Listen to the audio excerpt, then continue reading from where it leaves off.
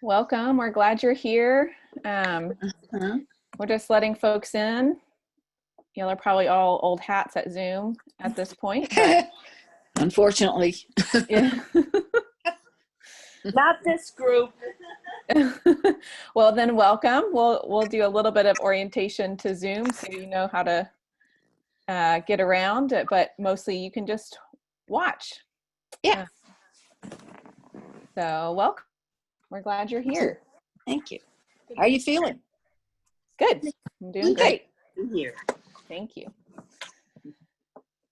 Yeah, and so if you haven't already gotten your evening cup of tea in honor of Linda, I would welcome you to do that. Or if you need a glass of wine, if that's the hour, that's fine too. Works for me. And Linda's actually drinking coffee. Okay.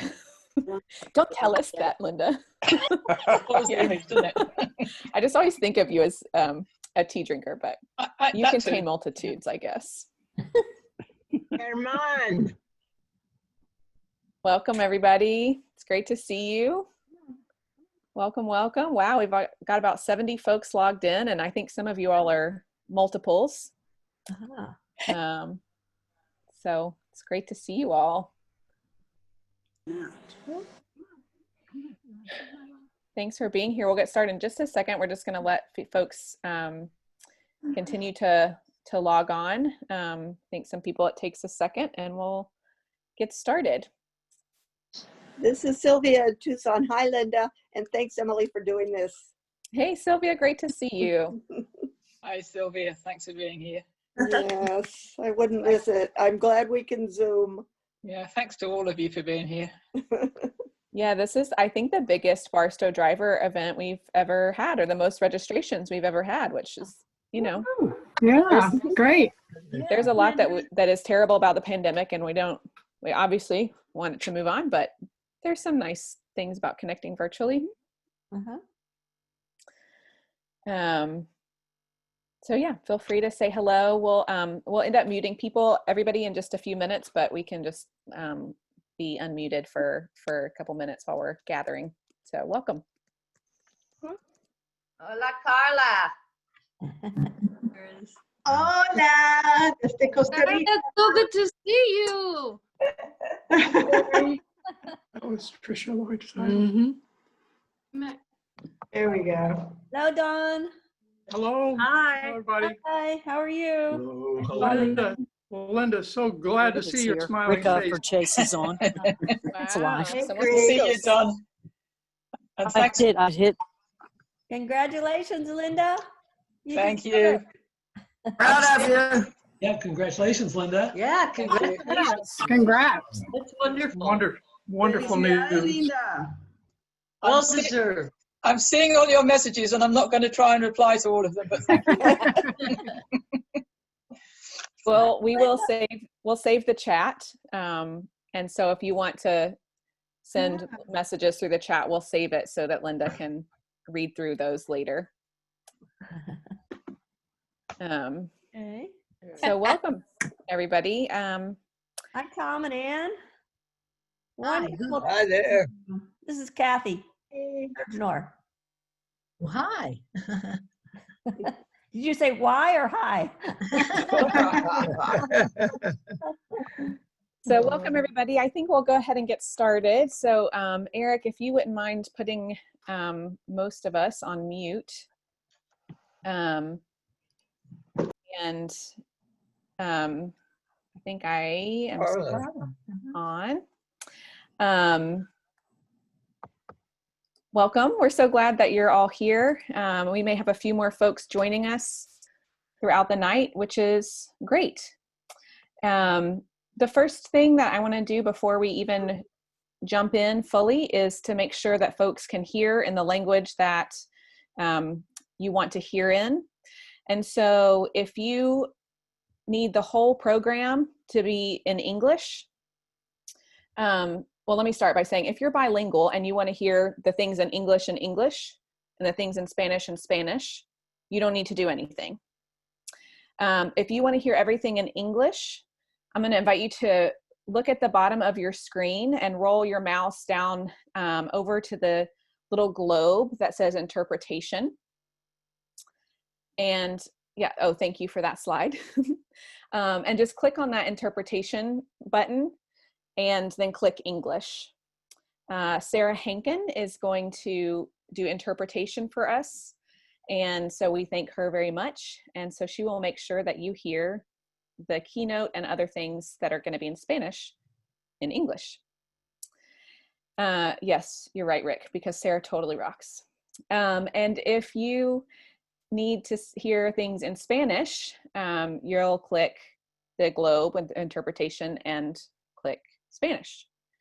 And I think everybody probably is there, but in case not, si necesitas este evento, escucharlo en español, hagas clic en ese mundo que está abajito en tu pantalla en la derecha y haga clic en español y así puedes escuchar todo este evento en español. Porque Sara nos está haciendo la interpretación. Gracias, Sara. And I just also want to, as I'm welcoming all of you all, thank you all so much for being here. My name is Emily Brewer. I am the Executive Director.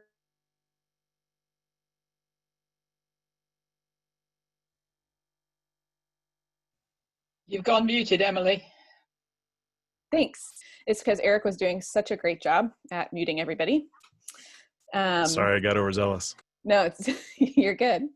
I was just saying that I'm so glad to see all of you all here. And I think we'll go back to being able to see each other's faces in just a second. But welcome. My name is Emily Brewer. I'm the Executive Director of the Presbyterian Peace Fellowship. And I'm just thrilled to be able to gather with you all virtually. And I'm going to turn it over to Laura Burge, who is going to offer us a welcome and opening prayer. So thanks, Laura.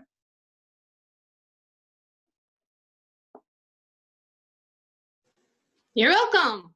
Good evening, colleagues and friends.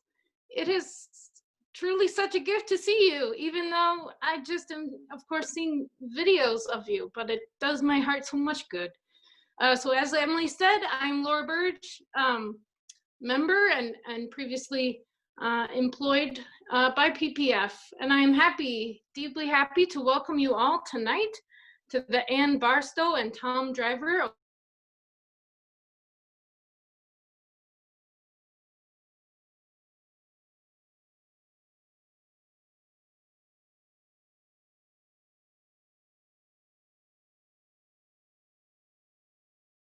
Dr. Linda Eastwood.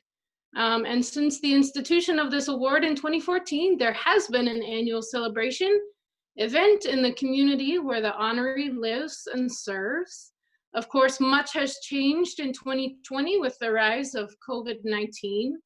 And it is, of course, not presently safe to have the usual event. But alas, we are still thrilled to be gathering to celebrate our dear friend and colleague, Linda, and all of her dedicated work to peacemaking. Unlike other years in this virtual platform, we have the pleasure of being able to invite and include friends from many corners of the earth and parts of Linda's work and ministry. I welcome tonight many friends from the United States, including from Chicago, Cleveland, and McCormick Theological Seminary. We also greet colleagues from Mexico and our dear friends down in Colombia. We extend also a special gratitude and welcome to Linda's family and friends, whether you see this live or recorded from Britain and around the world. So I first met Linda in 2009 when I started as a student at McCormick. From about the time of our first meeting, in good Linda fashion, she started recruiting me to train as an accompanier to go to Colombia. I'm glad to say that our paths have continued crossing or perhaps running parallel ever since. From training at Stony Point with her when Hurricane Sandy hit, some of you may remember that, to being her and Dr. Anna Case Winter's teaching assistant and translator when they co-taught a course about religions and science at the Reformed University in Barranquilla, to her then mentoring me when I took over the training of the accompaniment volunteers in 2016. I have so many memories with Linda, and all of them I hold dear and with much gratitude. So Linda, I'm glad we get to celebrate you and all your peacemaking efforts tonight, and also consider the ways that PPF continues in the work of accompaniment, both in Colombia and now on our southern border. These are unprecedented times, which is perhaps an understatement. If ever there was a time that needs peacemakers and people committed to nonviolent direct action, it is now. We are reminded in the Gospel according to Matthew, "Blessed are the peacemakers, for they will be called children of God." I would be remiss if I did not remember tonight and honor the life of one such peacemaker and child of God, our friend and colleague, Pastor Henken Pereira Barba, who died earlier this week due to complications of COVID-19. He was a beloved part of the Iglesia Presbyteriana de Colombia, a friend of many of our accompaniers, and most recently pastor at the Apartado Church. We give thanks for his life and witness. Our prayers go out to Henken's family, community, and the whole IPC as they grieve. Please pray with me to officially open this time of celebration. O God of peace, we give thanks tonight for all the ways that you inspire in us the courage and the passion to work tirelessly for peace. It is not easy nor safe, but it is holy and we are called to it. We give thanks for the saints who have gone before and taught us to be peacemakers in your creation. We pray for those out in the broken and hate-filled world working for peace and justice right now. And we pray for the children who will take over the mantle when our own work is done. May they always dream of a more peace-filled world. Holy God, as we take some time to pause, reflect, and celebrate this night, renew in us holy connection, fuel our joy and gratitude, and may we always live into our identity as your children and as peacemakers. Amen.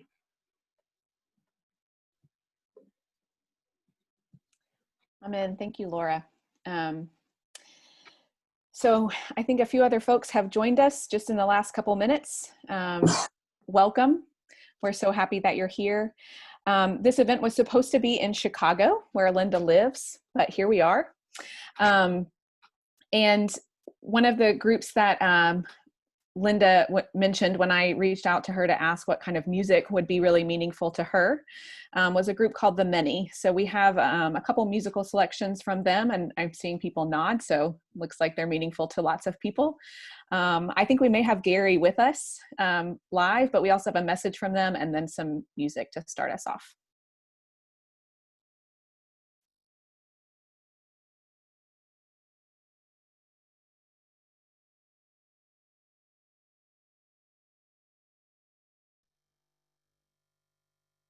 Hey, I'm Hannah. I'm Gary. I'm Leslie. I'm Lenora. I'm Darren, and we're The Many.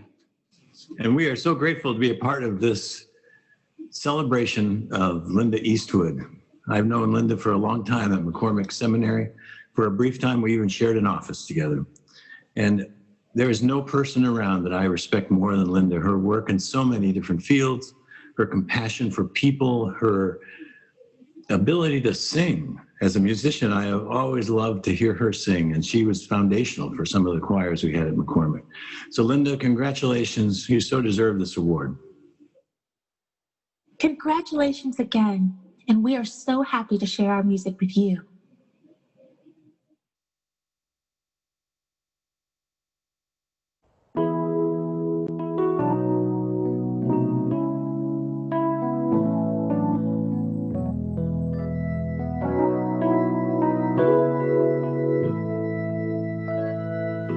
When I can't take the first step, when all I'm holding is my breath, I pray that you are there.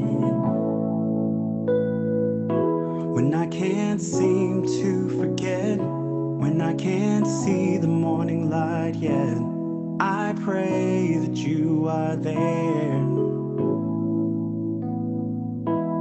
I pray love is greater than fear. Love is greater than, greater than fear. Love is greater than, greater than fear. Love is greater than, greater than fear. Love is greater than, greater than fear.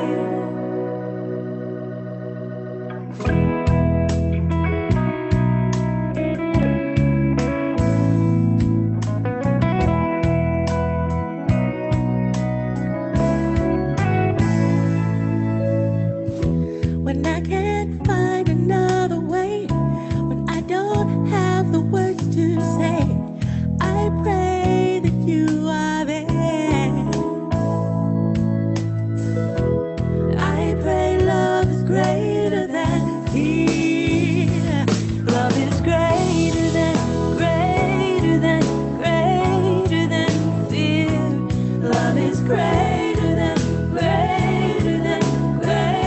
than fear. Love is greater than fear. Love is greater than fear. Love is greater than fear. Love is greater than fear.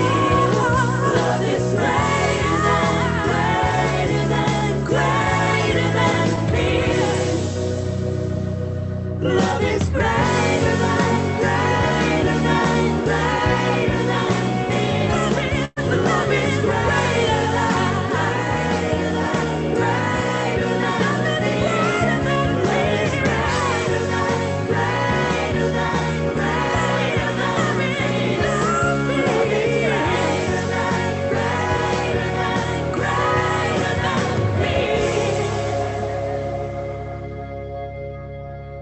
is greater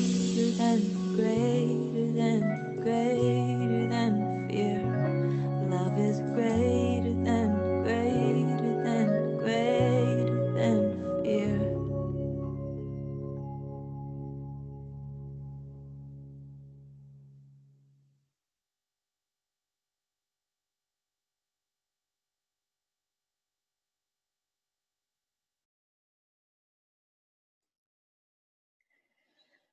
We're so grateful to the many for sharing their music with us, and to so many people who are here tonight. So I want to invite you actually right now.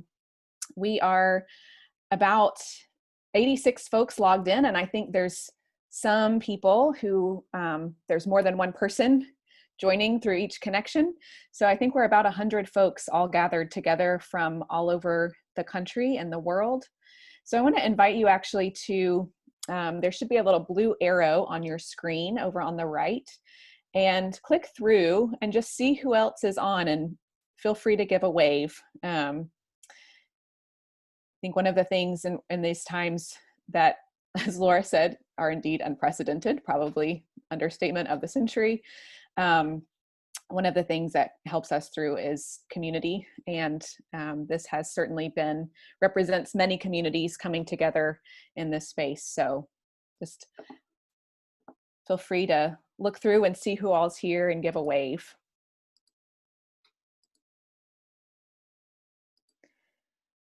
And I just want to say thank you to so many folks who are gathered here. I see several PCUSA mission coworkers and staff. I see Rick Ufford Chase. I see many former accompaniers. So many folks who are here together. Thank you for being here. Yeah, I'm going to butt in and say thank you too. That's warranted. You can do that. Welcome, welcome, welcome. So now we're going to hear just a little bit, like we said, this is a community from all over the country and the world. That is the Presbyterian Peace Fellowship. And I'm going to invite my colleague, Allison Wood, who is the current accompaniment coordinator, to share with us a little bit about PPF now, and especially about the accompaniment work that Linda has been so deeply involved in. Allison? Thank you. And thank you all. I'm so excited to be here to help celebrate Linda. who is awesome. It's my professional opinion. And I say that as someone who was, you know, stranded at Stony Point with Linda when Hurricane Sandy arrived in the middle of our accompaniment training for 3 extra days.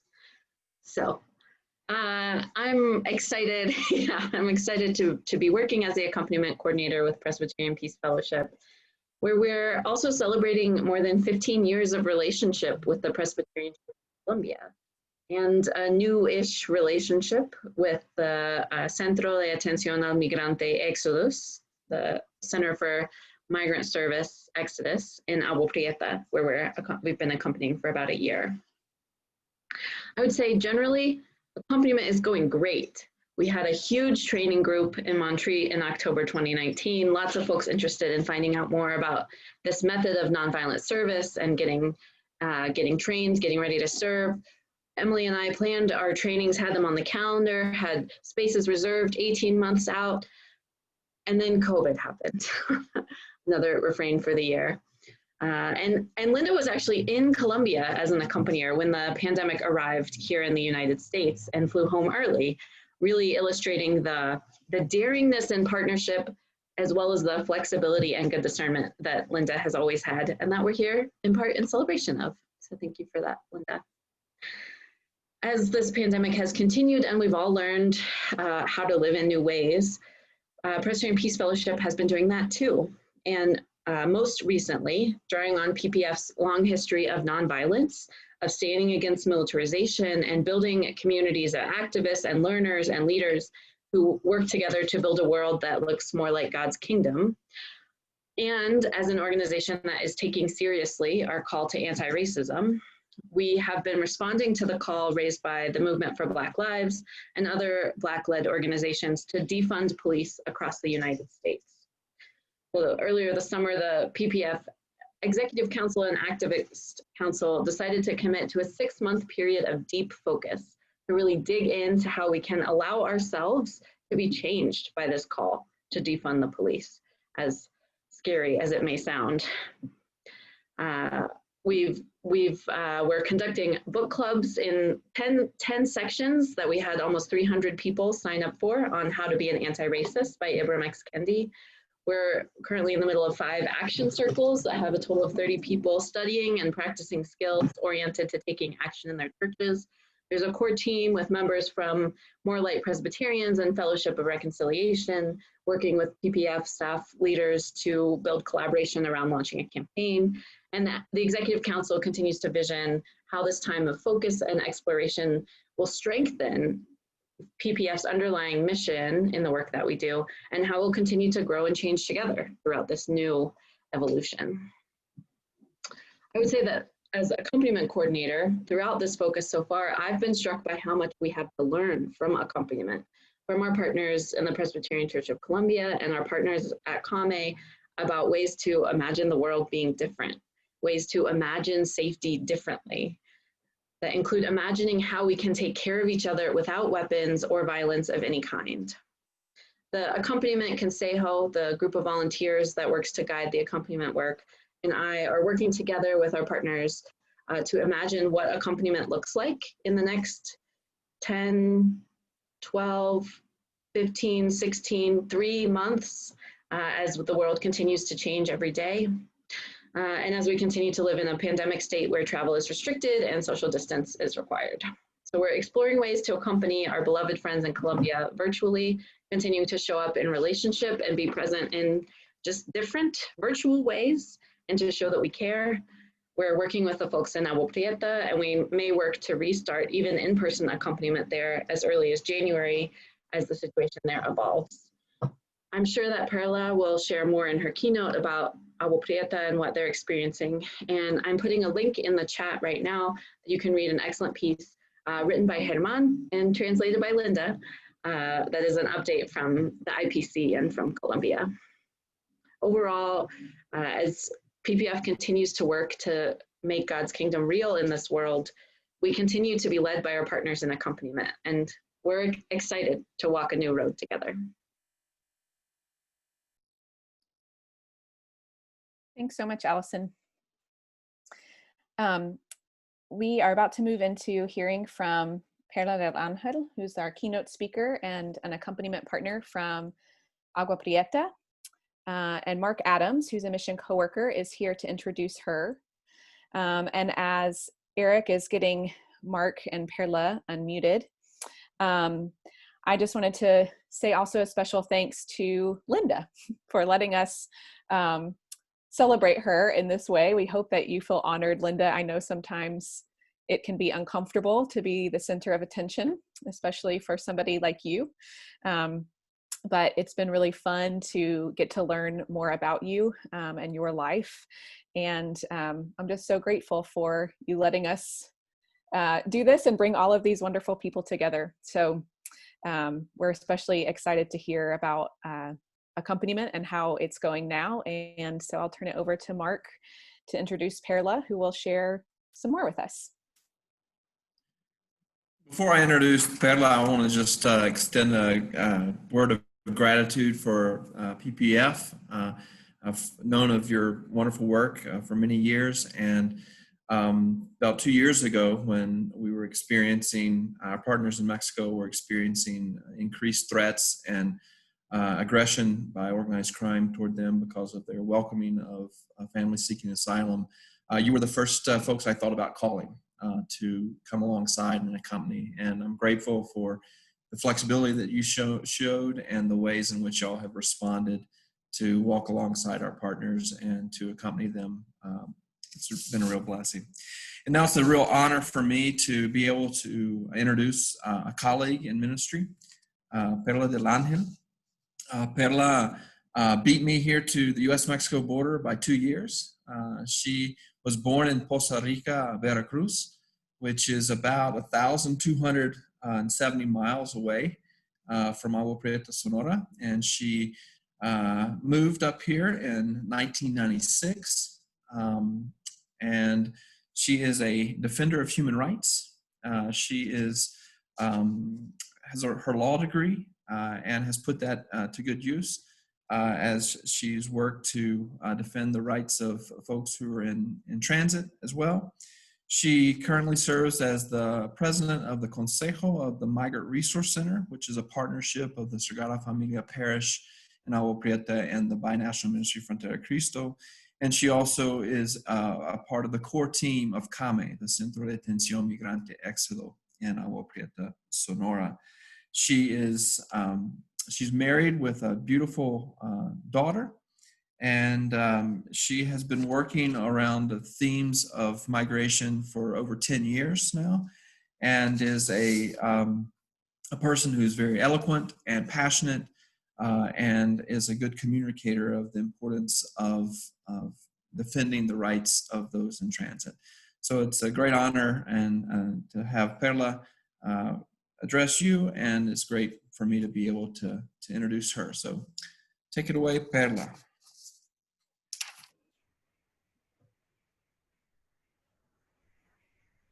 Muchas gracias, Marcos, por la introducción. Thank you very much, Mark, for that introduction. Thank you, PPF, for considering me for this invitation. I feel very honored and grateful for the opportunity to finally meet myself here in this important space about the work that PPF does to establish peace in the community. So I find myself very honored to be able to share with you tonight the experience that we have gained as a grassroots organization on the border, as a faith-based organization with those who are in migration and seeking protection. I would like to say so many things. I've prepared some notes, but as we were listening to this song, it says, "Love is greater than fear," I found myself so moved. As Mark was sharing, we have faced insecurity and aggression against our team. We've established many strategies, but in the end, we came to this reflection, as the song said, I pray that fear will be greater, that love will be greater than fear, and that you will always be there. And as people of faith, I think in the end, what we can do to protect not only migrants, but also our team of volunteer defenders is simply based on leaving everything in God's hands and saying, this is where I stand and I leave it up to you. I think this connects with how Kame was established. We celebrated our 20th anniversary in July of this year as a Christian response to the phenomenon of migration that we were experiencing and seeing come into this area of Agua Prieta, the ministry of the Sacred Family Parish. In the beginning, it's been a process of continual evolution and change in order to develop our mission.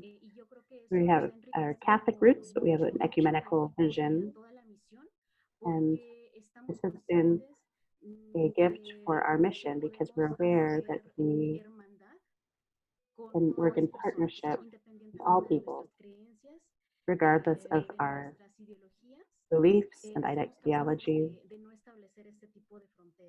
We do not need to build up new borders. We have plenty of borders already to divide ourselves more. This is something which has strengthened our work in recent years, especially the ability to collaborate and to work together with different organizations and people from different backgrounds. The Migrant House works with a model of psychosocial care, focus on human rights and principles of dignity, solidarity, justice, equality, and non-discrimination in order to offer a safe and trustworthy space to receive people who are in migration, a place where we offer a shelter from the kind of violence which is present in the world in general, and particularly the violence faced by migrants. This is why we want to be a safe space. And we do whatever is within our reach so that those who reach our doors will know that their life and dignity is safe with us. And also, as I was saying, we have become an ecumenical space, a space of encounter for those who make up our volunteer team. People who come from different places, from Agua Taquira, from Agua Prieta, and from Douglas, Arizona, full of different backgrounds, and this allows us to find common ground in our work in migrant care and recognizing the value of the life and dignity of these people who were not able to remain in their original home places. And the commitment that Kame has with this migrant population is not simply aid. It's an outreach to other areas of the holistic care for people, thinking that those who come to spend some time at our migrant home will be able to engage in learning and that it will be beneficial for their personal development. The objective isn't just to feed their stomachs. The goal is to also feed their minds and their hearts. Whether the time they're with us is short or long,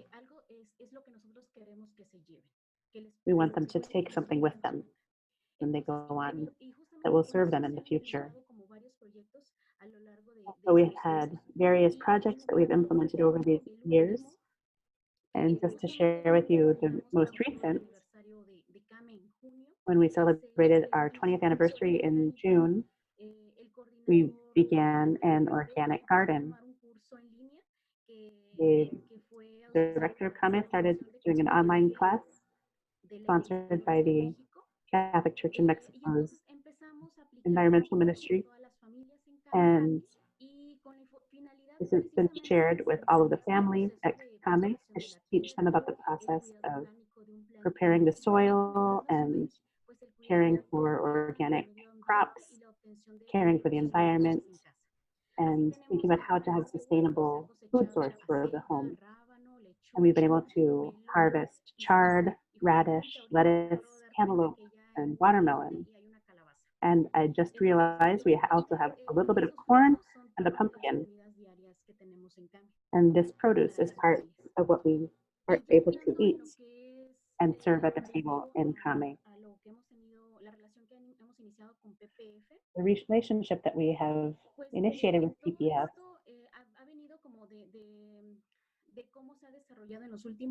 has come because of the dynamics of our local context in recent years.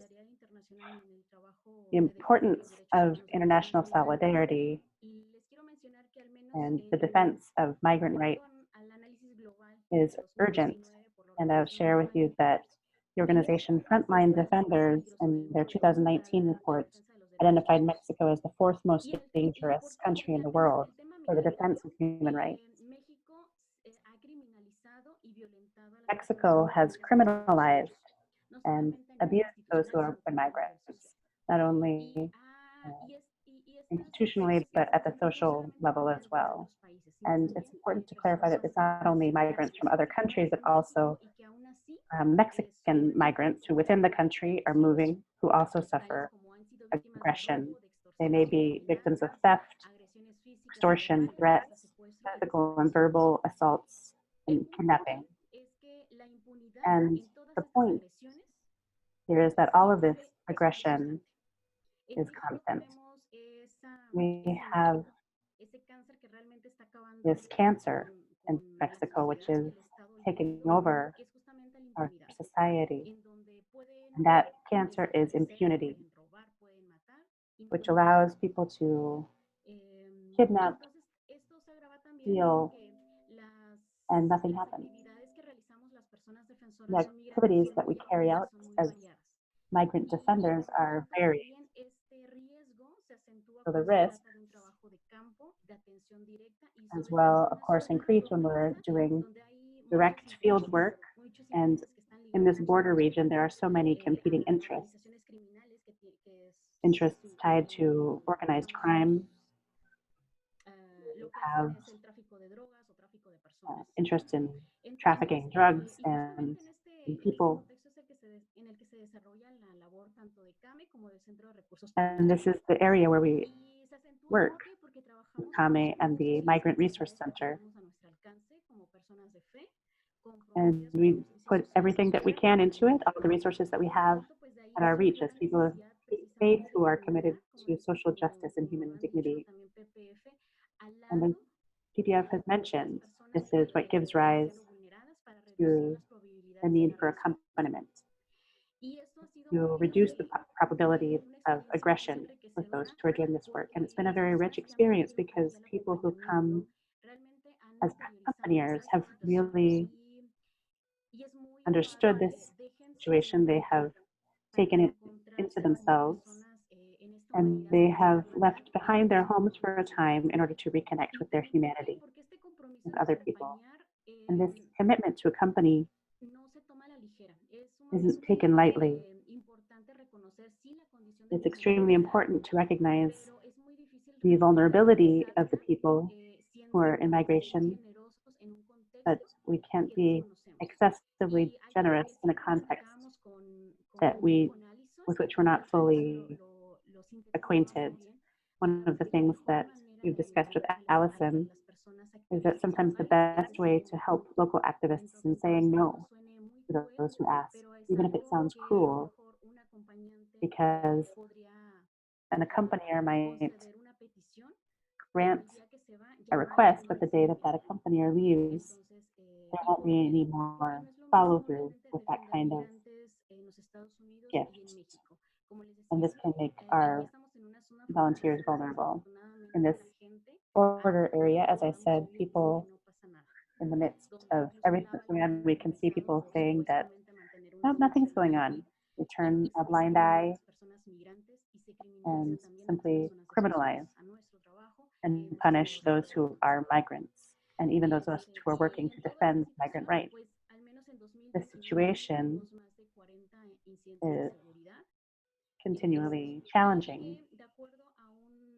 In 2019, in a report from Frontline Defenders, there were 3 key times in the political development that led to these serious incidents for our security. There was the initial tension between Mexico and the United States because of the caravans, second period of the caravans in transit from the Central American exodus. And the third period came with the migrant accord between Mexico and the United States.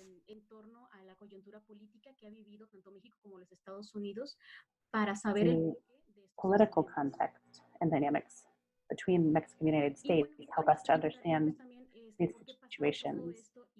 We wonder, why has this happened? And there's a very clear explanation, and that is that Mexico is doing great work as migration police for the United States. They have extended surveillance to Guatemala and have policies in implementation that include containment, persecution, and militarization. Excuse me just a moment while I plug in my computer.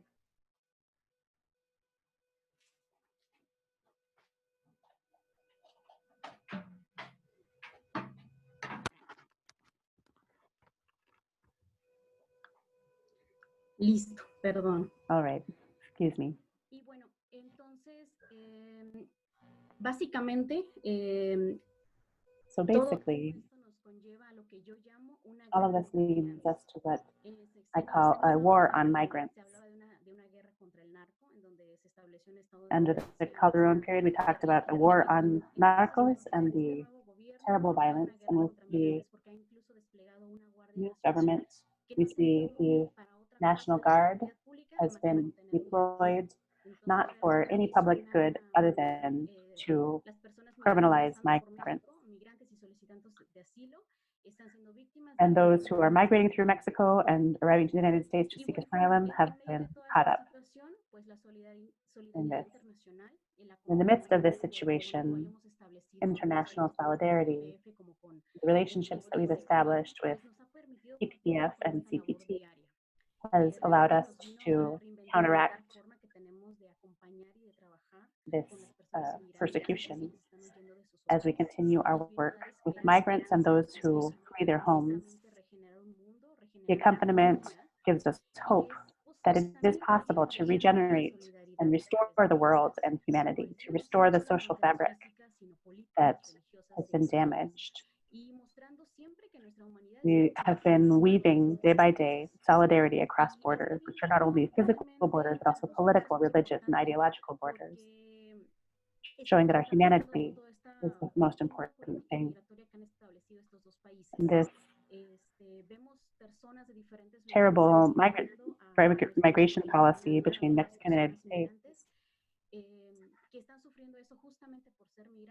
has led to abuses against people who are simply seeking to exercise their right to migrate and those of us who are defending those rights. A culture exchange has emerged through our accompaniment between those privileged by color and nationality and those facing violence and risk. A binational culture is being weaved in order to safeguard human life.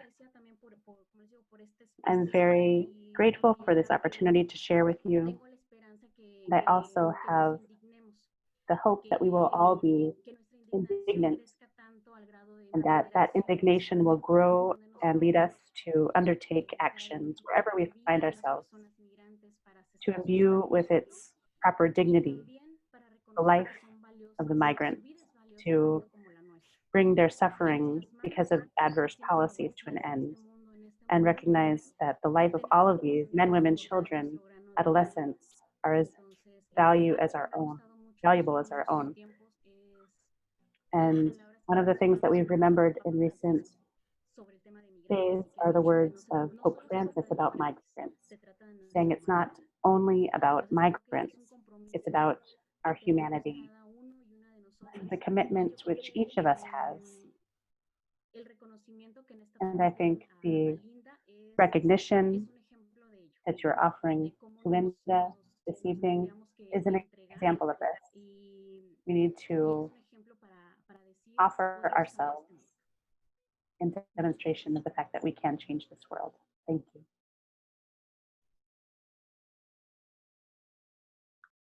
Thank you, Perla. I can see people waving their fingers and hands, which is a sign of thanks and gratitude for your words.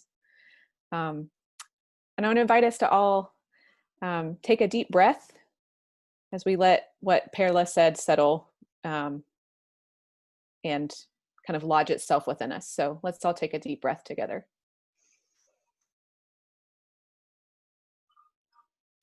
And you can let it out. Perla, thank you. I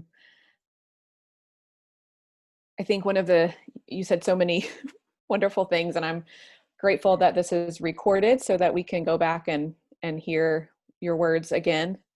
And one of the things that I was reminded so much as you were speaking was how much peace is contextual. And if we were to be in true partnership together, the folks who are most directly impacted by violence have to be the leaders. And those of us who are not directly impacted by the violence must listen to those who are and follow your lead. So thank you. This next piece of music is also by The Many, and it is written, the lyrics are written by David Lamotte, who many of you may know. He's a friend of PPF. And it's called God of the Movements and Martyrs. And so in the spirit of your keynote, Perla, I want to invite us all to think about, as we're listening to these words, the folks who we may think of as martyrs are often people whose names we know, but so often there are people whose names we don't know. And so let this song be a prayer for all of those people who have taken great risks for liberation and whose names we do not know and we may never know. So let's listen to this piece also by The Many.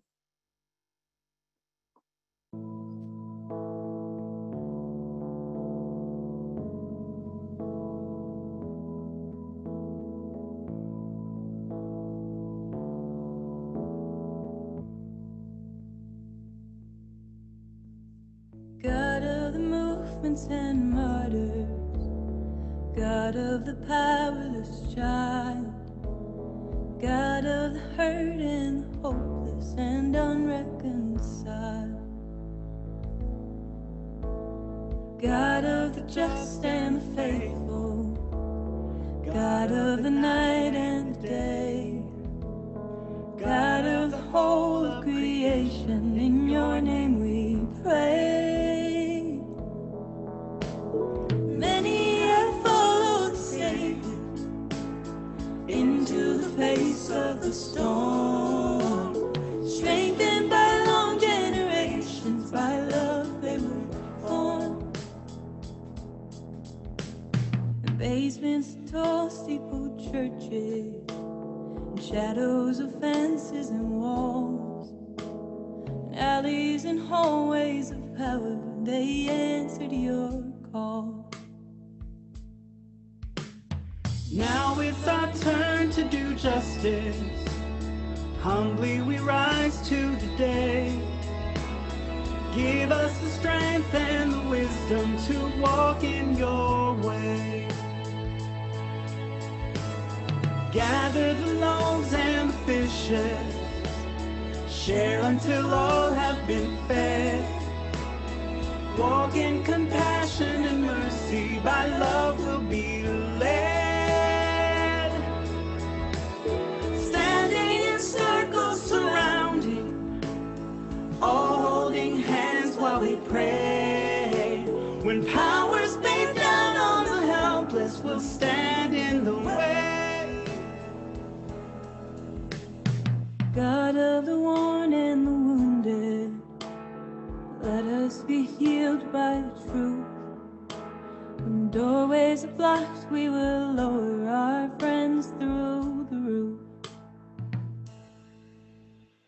God of the circle that holds us, God of the ones pushed away, we will reach out to our neighbors, in your name we'll say.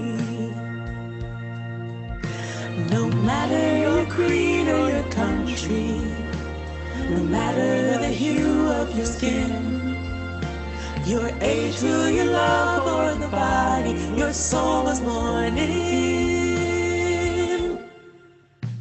No matter the places you're broken, no matter the things you have done, lay down that weight on the altar, a new day's begun. You are a child of the Maker. You are beloved and known. Join us in work of the kingdom. We welcome you home. Join us in work of the kingdom. We welcome you home.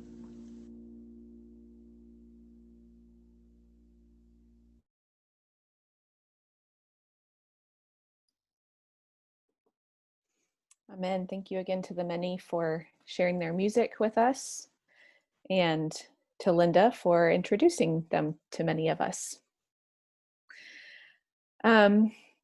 We're now going to shift to the presentation of the award. And we have several folks actually who are here to help us introduce Linda. I know many of us already know her. But we have 4 folks from different parts of Linda's life who are going to help us introduce her.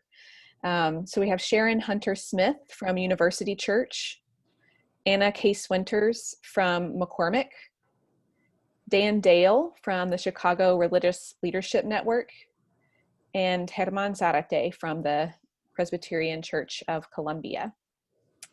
So Eric is going to start and unmute Sharon, and Sharon will share, and then those folks will just go one after the other to help us get just a brief glimpse of maybe some parts of Linda's life that we don't know. Hi, as you all know, Linda is an extraordinary person.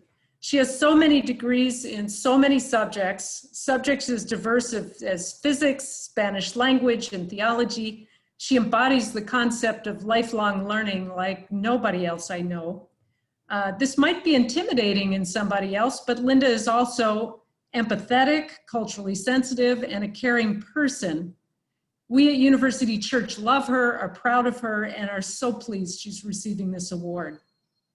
Linda's an active member of University Church who uses her enviable organizational, educational, preaching, and leadership skills to contribute to the life of our congregation. She has been at various times a board member, adult education teacher, chair of the Social Justice Committee, and preacher. It's challenging to keep within 2 minutes on this, so I'm just going to focus on her 4 years as chair of the Social Justice Committee. And those years were notable for 3 things in my mind. First, a 6-session adult education series focused on accompaniment that really laid the groundwork for the next 2 things I'll be talking about. The second is a movement to update the congregation's commitment to being a sanctuary congregation, extending sanctuary to undocumented immigrants. And finally, support for the campaign for a level 1 trauma center at the University of Chicago, a movement that was led by a group of Black young adults from a nearby neighborhood. Now, it's characteristic, I think, of Linda that she was not a one-person dynamo to think up and achieve each of these 3 things all by herself. Rather, she worked effectively with many, many others in the church and outside the church to make them happen. And her support and organization were key in a number of ways. The series, part of, I think, her genius is realizing education as a stepping off point for transformation and for action. And the series on accompaniment really provided the groundwork for the 2 campaigns that followed. She was a key person in coordinating those educational sessions, teaching one of them herself on accompaniment in Columbia, of course. with the goal of getting people involved in these sessions, involved in accompanying Colombians threatened by violence, indigenous people facing discrimination in Guatemala, undocumented immigrants facing possible detention and deportation, and other groups also requesting accompaniment. She was a key person in guiding resolutions through the Social Justice Committee and the board, and in helping to educate the congregation before the final votes on providing sanctuary and supporting the Trauma Center campaign. She also found funding to extend the time of a talented ministry intern who had really spearheaded the campaign on the Trauma Center in terms of getting church support for the group that wanted that trauma center to happen. So again, Linda's not just a one-person Wonder Woman. She really brings everybody along with her, and I think it's one of her great gifts.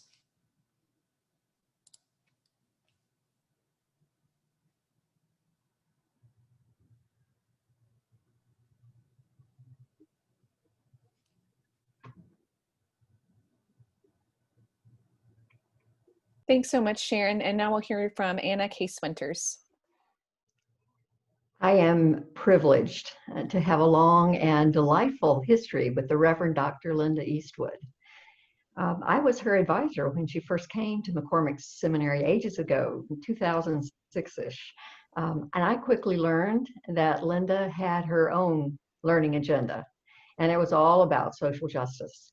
I didn't need to advise her much.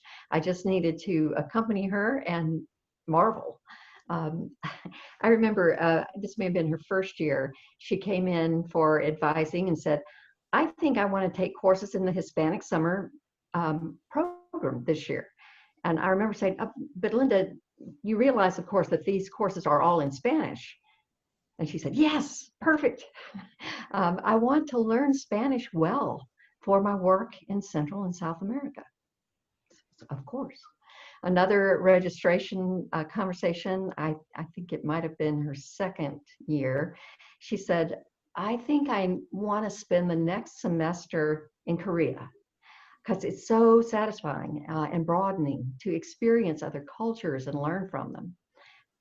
Well, so off she went with my blessing. And then in her final year, final semester, the final year, she took a month out so she could go do accompaniment work in Colombia. And as you know, the rest is history. Well, I'll have to say it has been fascinating just to watch her move around the world with openness and grace and a vision that's global and a heart that's large and a passion for peace and justice.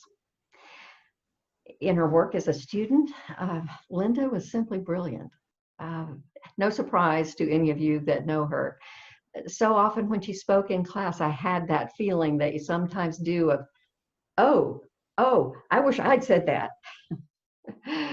It was obvious that there was a fine theological mind at work. And I encouraged her to take more studies in theology, which she did. She did the THM at McCormick as well as the MDiv, one more in her collection of master's degrees.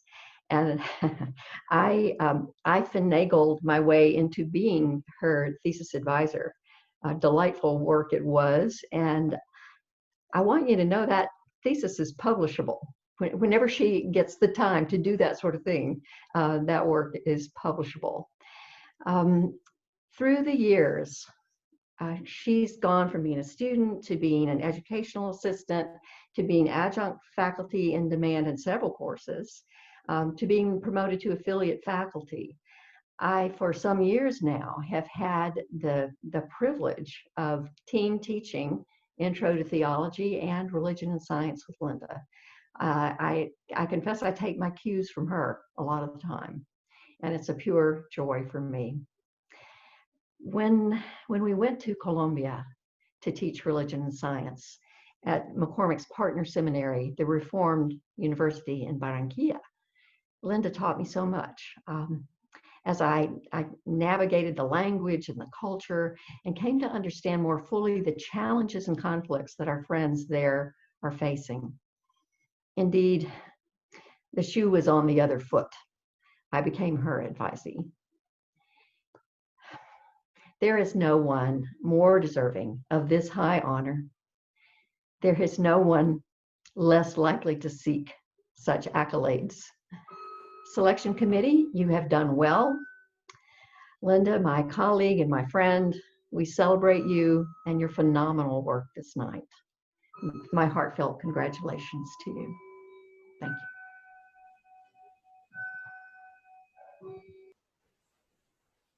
Thank you so much. And now we're going to hear from Dan Dale from the Chicago Religious Leadership Network.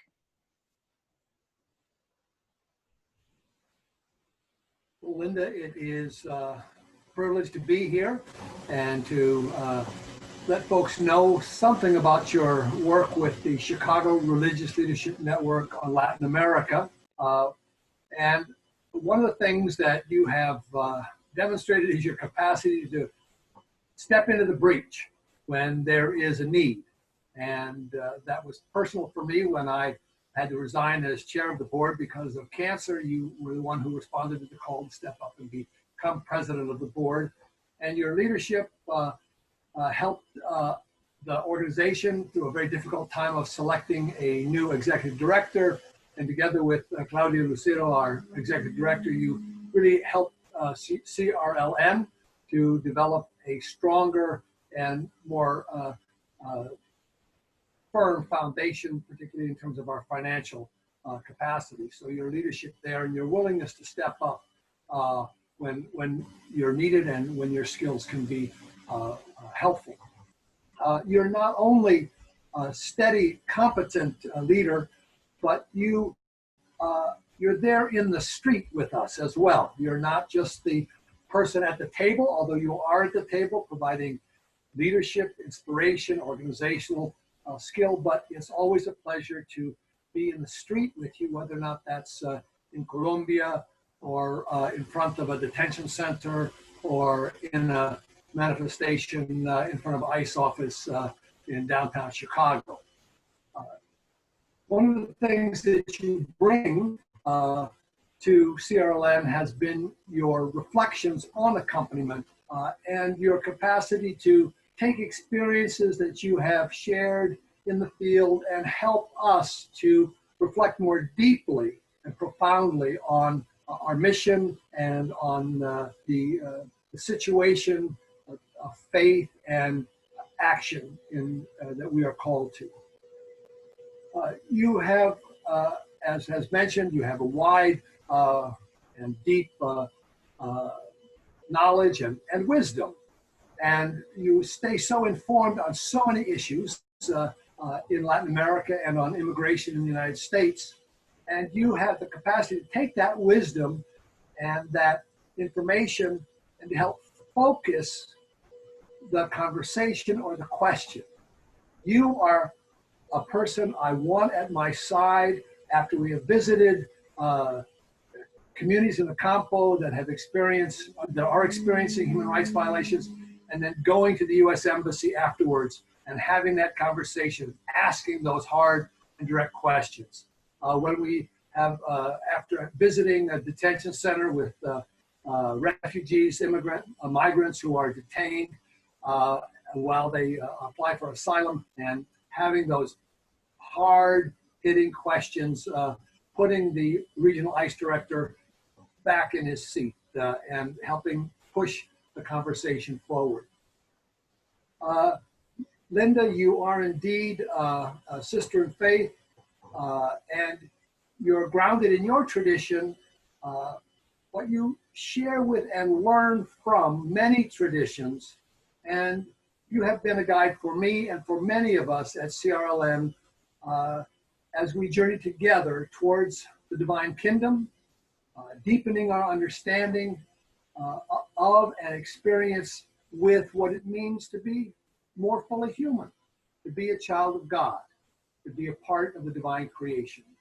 And we are so grateful to PPF for honoring you in this way, and we at CRLN wish you all the best.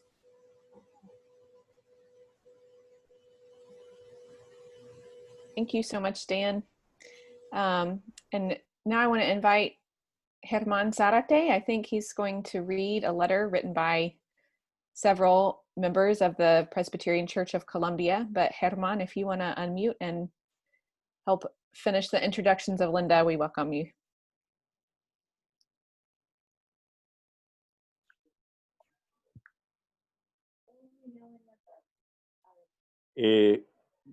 Querida Linda. Dear Linda, for us in Colombia, it's a pleasure and a great joy to share with you this recognition. We met you through the Presbyterian Accompaniment Program between the Presbyterian Church of Colombia and the Presbyterian Church USA and PPF's work. We've always been inspired by your humility and your capacity for dialogue, interacting with the highest dignitaries and public leaders such as Father Francisco de Rue, the director of the Truth Commission in Colombia, which is part of the peace accord reached between the Colombian government and the former guerrilla of the FARC, but also with people you've exchanged with humble campesinos, such as Antonio Ariza, who was displaced 4 times by the violence in our country. Linda has developed bonds of affection wherever she finds herself. As a professor teaching theology in our Reformed University or preaching in our local churches, and in her solidarity with victims of violence, accompanying them together with members of civil society and of the church, always with the conviction that peace with justice will come to be a reality. Linda is a scientist who has made important contributions to the world, but she continues to be the person who in Colombia and in so many parts of the world we love dearly for her passion and love for those who have suffered the injustices of a society which prides itself on its social, political, cultural, and racial inequalities. The Presbyterian Church of Columbia is proud of this recognition, which is bestowed by the Presbyterian Peace Fellowship, which we think is completely right and well-deserved. What better recognition than the Ann Barstow and Tom Driver Award? Friends who are here tonight, who are also builders and dreamers of justice and peace. We thank God for your life, Linda. May God continue to bless you. Thank you. From the Presbyterian Church of Columbia.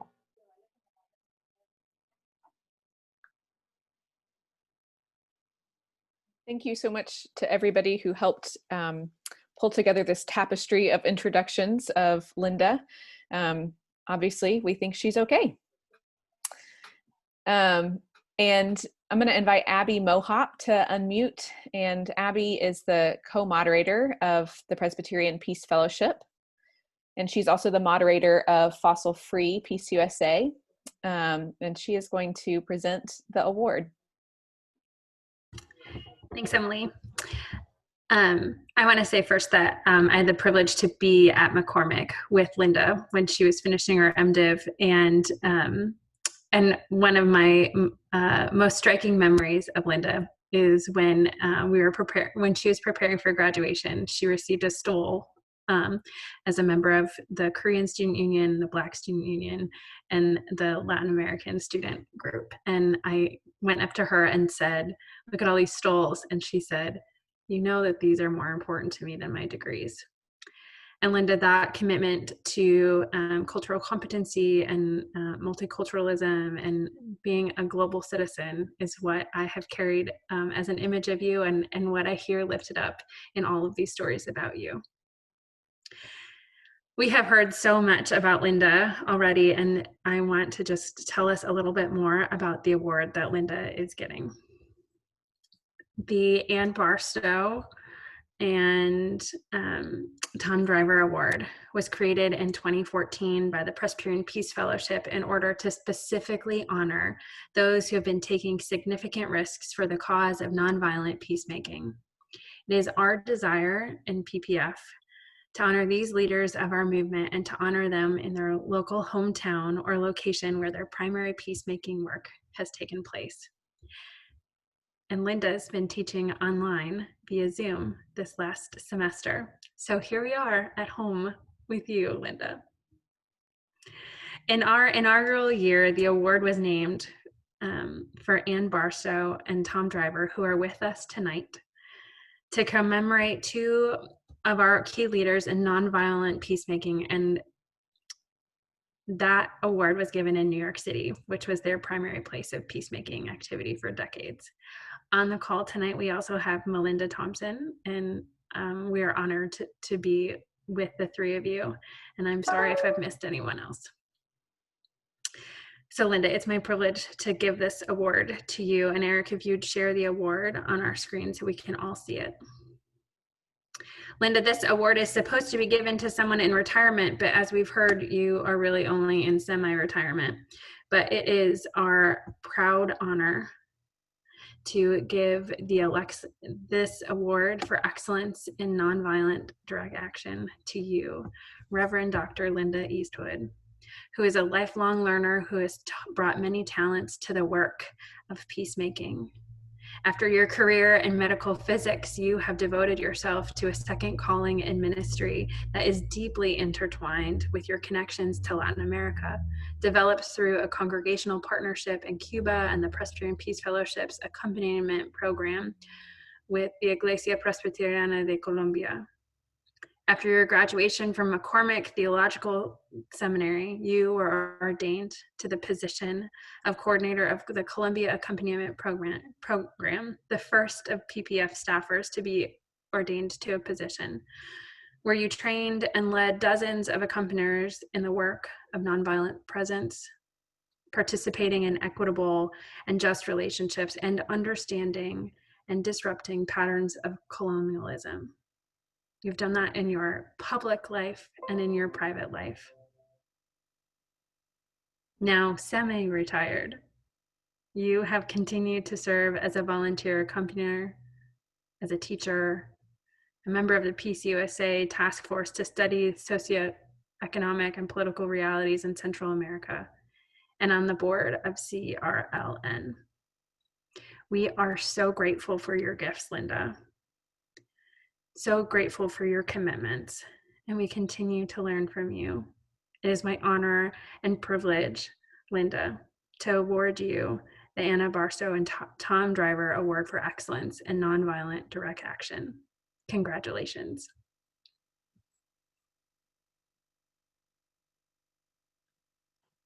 Yay, thank you so much, Abby. And I am gonna actually invite us, if we're able to allow you all to unmute yourselves. So that if you would like to, you can click on that little microphone button down at the bottom and we can just all yell, "Yay, Linda," or whatever other celebrations you want to yell for Linda.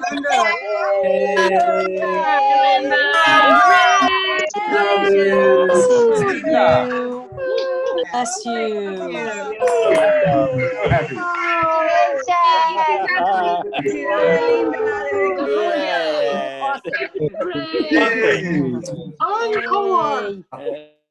Encore. All right. Well, thank you. Thank you all so much for helping us celebrate in that fun virtual way. And now we're going to hear a few words from Linda. Okay. What to say after all that? Okay, I just unmuted again. Okay. So, of course, my first response is to say thank you. Can you all hear me? Good. Okay. Yep. But Emily Brewer knows very well that when she called me to tell me I'd been nominated for this award, my response was a bit awkward. For one thing, the terms of the award, the wording has meandered between retired or over 60 or something more euphemistic. First, it made me wonder aloud what retirement means anyway. I haven't figured that out. And second, it made me remember I'm getting older. But what really what makes me most hesitant is that I know so many people who are every bit as deserving of this award and even more so. So I want to make this acceptance speech a way of saying thank you to those many who have influenced me along my way. To do justice would require me to talk for hours, so don't worry, I will make this short. Which means that I'll have to rely on some of you, friends, family, colleagues, rely on you to have at least an inkling of how much you've influenced me. And I know that such knowing won't always be the case. Just the other day, I had a former student remind me of a short conversation we had maybe 10 years ago, a conversation of which I have no recollection, but which has profoundly influenced his life. That is an anecdote to warm any teacher's heart. And I'm sorry I don't have time to share anecdotes with each one of you who has influenced me. So maybe I'll restrict myself to a few comments about how I ended up involved in the Columbia Accompaniment Program and thus in the Presbyterian Peace Fellowship. There is a pre-story, how my former church in Cleveland, Ohio, and particularly one Charlotte McGowan, got me involved in a church partnership with Cuba. With that as backstory, I'll give a special shout out to former PCUSA coordinator for Latin America and the Caribbean, Maria Arroyo. Back in 2004, Maria was scheming with then PCUSA moderator and PPF member Rick Uppard Chase to somehow respond to the Colombian Church's request for accompaniment, for a visible outsider presence to help keep them safe. But as it happened, Maria also ended up as my roommate for a Cuban church partnership meeting at the seminary in Matanzas, and mentioned to me partway through the week that there was this new program in Colombia that I might be interested in. That triggered me to attend training early in 2006, and the rest is history. Of course, the person who really got the accompaniment program going in the first place was one Anne Barstow, thus her name on this award. Shout out to you, Anne. And by the way, one of my fellow students in that 2006 training was Sarah Henken, my predecessor as coordinator of the accompaniment program and our simultaneous interpreter for this event. So thank you, Sarah. And I'm also going to give a shout out to Adelaida Jimenez Cortez, who, along with her husband, Milton Mejia, Colombian pastors both, ended up being my fellow students during my student years at McCormick. It was Adelaida, learning of my science background, who told me in no uncertain terms that I was coming to Colombia to teach science and religion to theology students there, and who thus set my path to further study and teaching of that science-religion intersection, the teaching both in Colombia and here in the US. And then to all of those in the PPF, the CRLN, McCormick Seminary, University Church Chicago, the PCUSA Advisory Committee on Social Witness Policy, and now the Central America Study Group, and all those I've come to know in those contexts who have helped me to see how so many justice issues intersect, so that focusing on one in no way precludes supporting a much wider range. And finally, and especially, I want to call out all my friends in the Iglesia Presbyteriana de Colombia, the Colombian Presbyterian Church, who take profound risks for justice and peace. I am very aware that I visit, then I leave. You stay, risking the threats that activism in Colombia inevitably brings, and you work to build the beloved community that all of us must strive for. May we all learn to follow your example. God bless you all. Thank you.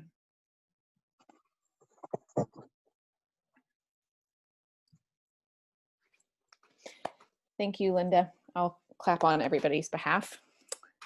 And yes, I'm in, as Allison just put in the chat. Thank you so much for those words, and thank you to everybody for your words. I want to take just a second to thank also the folks who haven't necessarily spoken tonight, but who helped make this possible. The planning committee for this event, which was Laura Burge, who you did hear from at the beginning, Sue Cossey, Gary Cozette, Barbara Clausen, Marilyn White, and Krista Galvin. So thank you to all of you who made this possible, who helped plan and send invitations and connect with folks in your communities to invite us all here together tonight to celebrate Linda, to celebrate also Ann and Tom, to hear from Perla, and to get to see each other. Thank you all for making this possible. And I also want to invite next Timothy Watring, who's a member of the Presbyterian Peace Fellowship Executive Committee, to say a few words about how you can continue to stay connected to PPF and to support this work. Hello, my name is Timothy Watring, and I'm a pastor of a Presbyterian church in Philadelphia, Pennsylvania. I'm also on the Activist Council, the Executive Committee, and the Development Committee of Presbyterian Peace Fellowship. And if you can't tell, I care deeply about this organization, and it has been a formational faith community for me for these last few years. Presbyterian Peace Fellowship has been around since the 1940s, when we supported Presbyterians who were conscientious objectors during the Second World War, a war in which objection was quite unpopular. And since our birth, we have continued to be a prophetic voice in the church, urging the abolition of war and encouraging our siblings to enact peace in the midst of our broken world. We have helped lead the Presbyterian Church to take bold stands in the face of violence.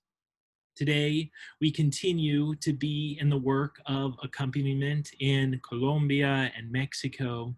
We also have groups within PPF that focus on gun violence prevention, peace churches, and on climate change with Fossil Free Peace USA.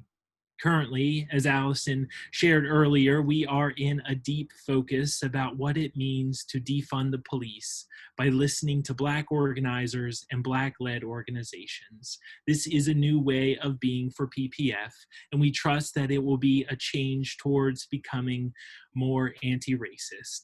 So, if any of this interests you, I invite you to join Presbyterian Peace Fellowship and to be part of the Activist Council. And you can find more information at our website, presbypeacefellowship.org.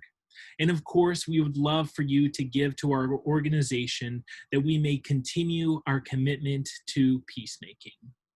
Tonight, we will be sharing the donations with Chicago Religious Leadership Network on Latin America. They do great work organizing, advocating, educating, and encouraging nonviolent direct action in support of social movements in Latin America. Linda Eastwood also serves on their board. So please give generously and help us show others that another world is possible. There's a link in the chat. Thank you.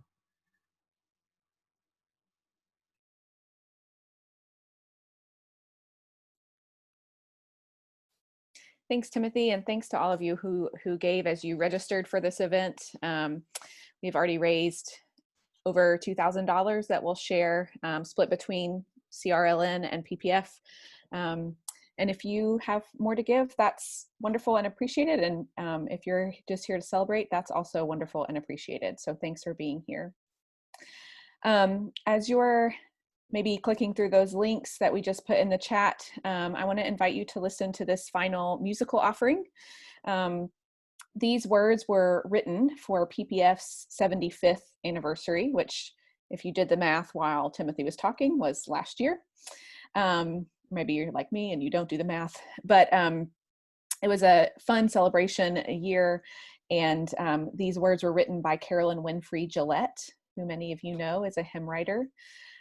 And this recording is by the choir from the First Presbyterian Church of Palo Alto, California, which is one of the churches, the congregations in the Peace USA that has declared themselves a peace church. So I will invite Eric to play that hymn for us.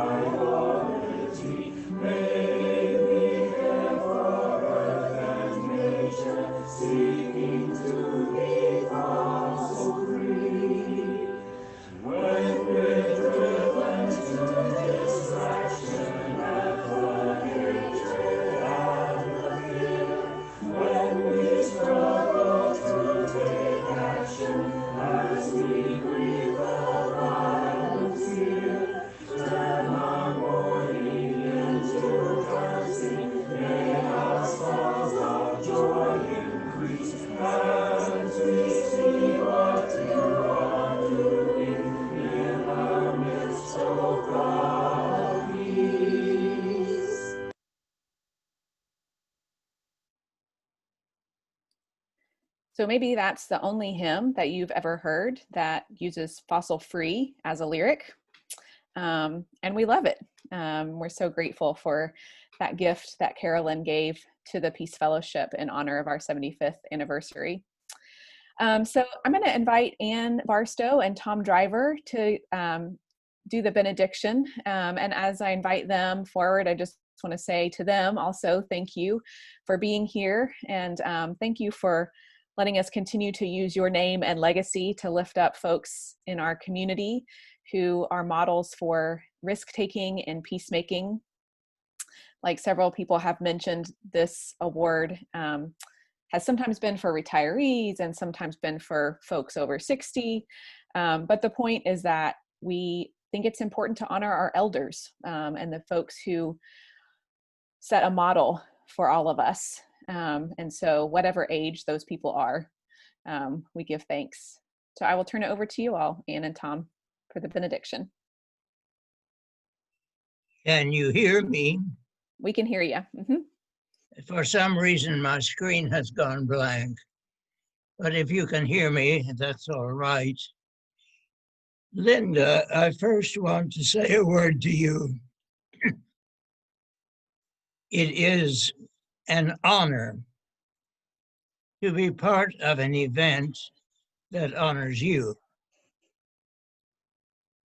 That's my way of telling you how deep is the affection for you that we hold in our hearts, and how high is our admiration for you. God bless you, and how richly you deserve this award. And from you too, that's pretty special. Dear Linda, weren't we lucky that you chose Columbia in which to develop your accompaniment ideas? We learned so much for you, and you have left your mark on this organization. And now we are supposed to say to you, go in peace. But how can we say, go in peace, when you are going out into a world where you are insecure, whether at home or in your neighborhood on the street? Out into a world where race is set against race, and where calls for law and order are used to create disorder and to perpetuate injustice.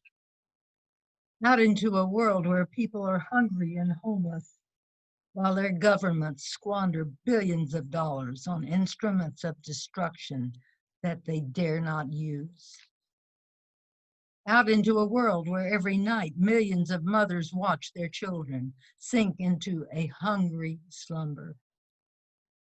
And where, in spite of all our work, strife continues in Colombia, Israel, Palestine, on the border.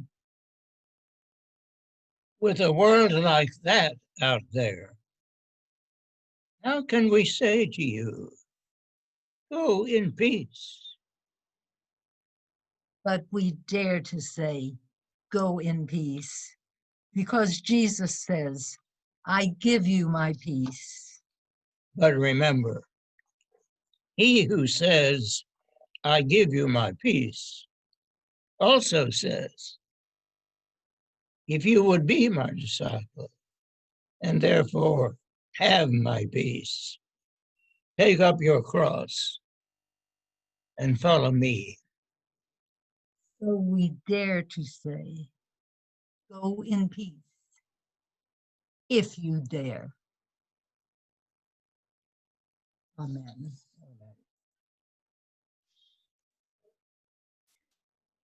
Amen. Thank you all so much. I will invite you all to unmute yourselves if you would like again, and this will end our program, but feel free to shout some more greetings at Linda or at each other or scroll through and just see who all is on. We'll have a little moment of holy chaos here before we say goodnight. Congratulations, Linda. Thank you. It was beautiful. Good to see you all for being here. Appreciate it. Good to see you. Wonderful. Great to see you. Bye. It's a great Bye. program. And thank you. Thank you. Thanks, everybody. Thanks for being on. God bless you. Gracias, Linda, por tu testimonio, por tu vida, por tu servicio. Gracias, señor. Gracias, Linda. Dios te siga bendiciendo. Un abrazo. Thank you, Linda. God bless you. Hugs for you. Oh, McCormick buddies, love you. See you in Chautauqua, Linda. Thanks for being here, Terry. Appreciate it. Congratulations, Linda. Hi, thanks, Shannon. Gracias. Gracias, Linda. Felicidades. Gracias. Gracias. Thank you all so much, and good night, everyone. Great to be with you. Thank you, Emily. Hi, Marianne. Good to see you. Hi, Linda. Good to see you. Congratulations. Thank you. Thank you. Good to see you, Ann. Good to see you, Tim. Linda. Everyone. Good to see everybody. Yeah. And thanks to all those who organized it. And thanks to Sarah for interpreting. Appreciated. So. Wonderful to be with you. Y gracias, perra, por todas las palabras. Gracias.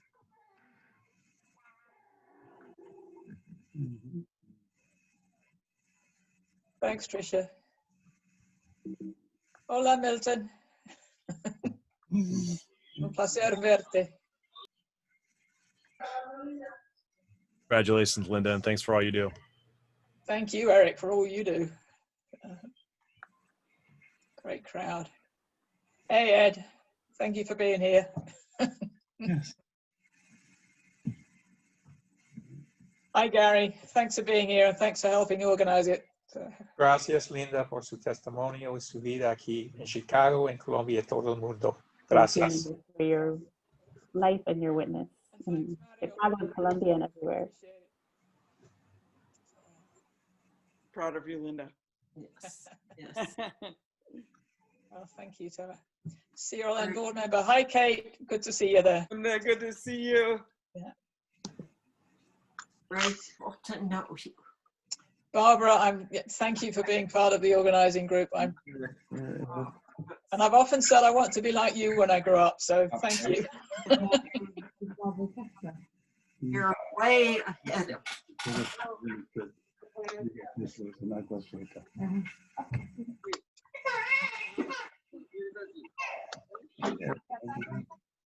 Alejandro, un placer verte aquí. Gracias, Linda. Para nosotros también es algo muy lindo saber Very nice for us to be able to hear from you, Linda. You know, in Colombia, we love you, and our arms are always open. Thank you for all that you have done for and with us. So we'll see each other again once we're done with COVID.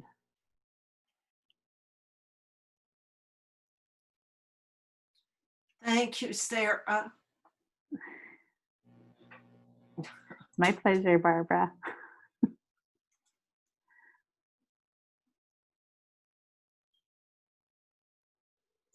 I see Kathy. Thank you, Kathy, for being here.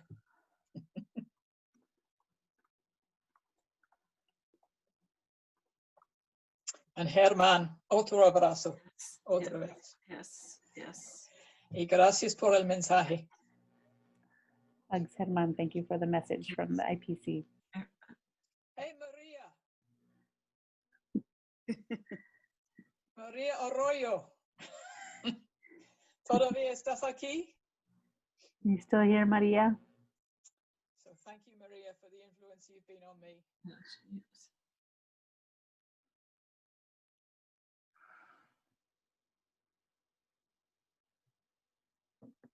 It's good to see Adelaida. Yeah, lovely to see Adelaida and Milton. Was he in that picture?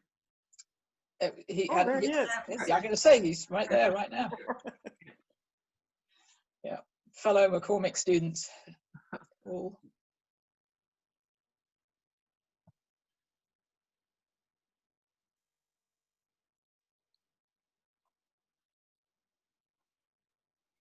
And Nancy, if you're still on, good to see you here.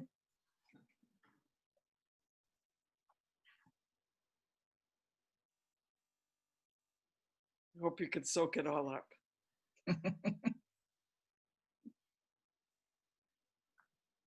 Ciao. Para Ciao, mis ciao. en Colombia. Ciao y bendiciones y gracias por todo. Blessings and thanks.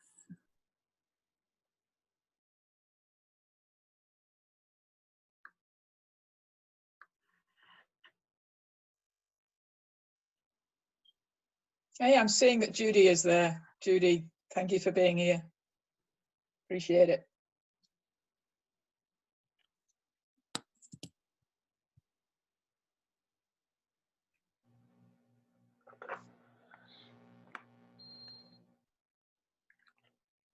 I'm going to sign off. Great to see you. Good to see you, Katie.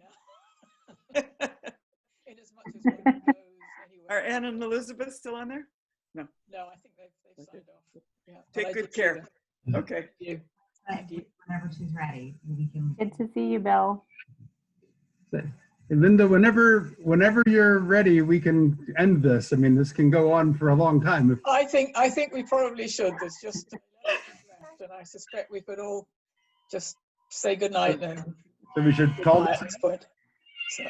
It's so wonderful to be here and celebrate this with you, Linda. So well. Hi, Bill. Thank you. Thank you. Congratulations, Linda. Thank you. Thanks, Krista. Yep. Right. And I was really glad, Bill, to be part of your CO event. Oh, I'm so glad you were there too. Yeah, that was. I thought that's such a big part of PPF history as well. So thank you. Yep. Okay. Okay. We're going to pull the plug. Okay. Yep. Krista authorized me to do this.